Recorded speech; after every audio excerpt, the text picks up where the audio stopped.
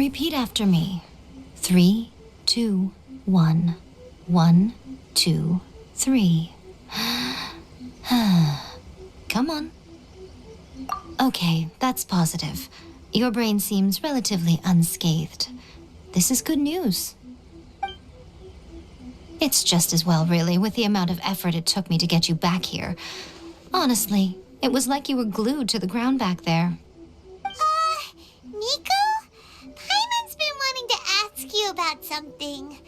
How come you're acting so differently from when we first met you? Am I? Maybe it's because I had the other shrine maidens leave.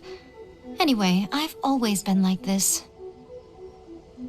People show you whatever side of themselves they want you to see. I know this for a fact. Every side of me is the real me. People just like to define things in all sorts of arbitrary ways. This is a human society. At the moment, anyway. And I'm just doing as I please. Paimon didn't quite follow. Study humans a while longer, my little friend. You'll see what I mean. Right! Paimon was so focused on the Traveler that Paimon didn't notice what you did to get Scaramouche off our backs. What if I told you it was a secret art from the Grand Narukami Shrine, and that I had the balladeer down on his knees, begging for mercy in an instant? Would you believe me? Well, maybe you should be worrying less about that, and more about how exactly you're going to thank me, no? Maybe some of your neural circuitry is less intact than I thought. I didn't mean you had to be so formal about it. I need your actions, not your words. The delusions. They're still on your mind, aren't they? You needn't worry. The leader of Watatsumi Island took some troops to clear the place out. She's also issued a strict ban on the use of delusions across the whole army. With their stronghold exposed, I doubt the balladeer is stubborn enough to try and retaliate now on his colleagues' behalf. It would be more trouble than it's worth. I must say, I would relish the opportunity to watch the fatui getting a taste of their own medicine. Well, anyway, that Songonomiya Kokomi, she really outdid herself this time. I'd love to have another chat with her again in person, but alas, belief systems can be such a hindrance sometimes. A hindrance? Should you really be saying that as the Guuji of the Grand Shrine? Anyway, I'm only telling you this to stop you worrying so that you can focus on something I need you to do for me. You've met her, right? I'm not talking about the puppet. I mean her. You've met her, yes? Yes, the true Raiden Shogun, who meditates endlessly in the plane of euthymia to preserve her being. Her name is Yae. Are you saying that the one we met at the ceremony was just a puppet? And the real Raiden Shogun is the one that the Traveler met later? And does that mean that when the battlefield changed, so did the opponent? Because this is the Raiden Shogun's eternity. Before pursuing the eternity of her nation, she had to reach eternity for herself. Since the physical body will eventually turn to dust, she replaced hers with that of a puppet.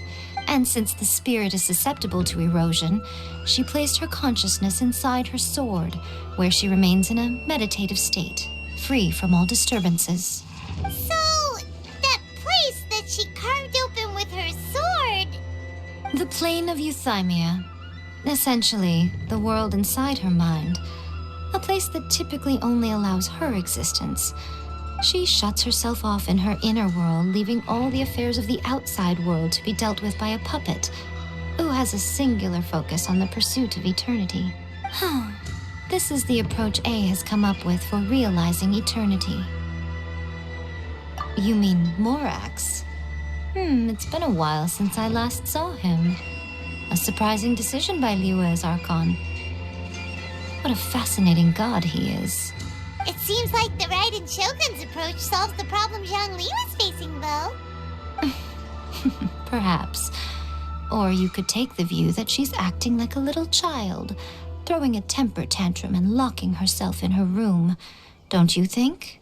The grand notion of eternity she once held has long since given way to the eternity of her own definition. And ultimately, her eternity is defined by fear. The fear of loss. The truth is, we are on the same side. You want to save the people of Inazuma from the Vision Hunt decree. So do I. The only difference is that I'd rather like to save this nation and save A while we're at it. The key is that the plane of Euthymia represents A's inner world.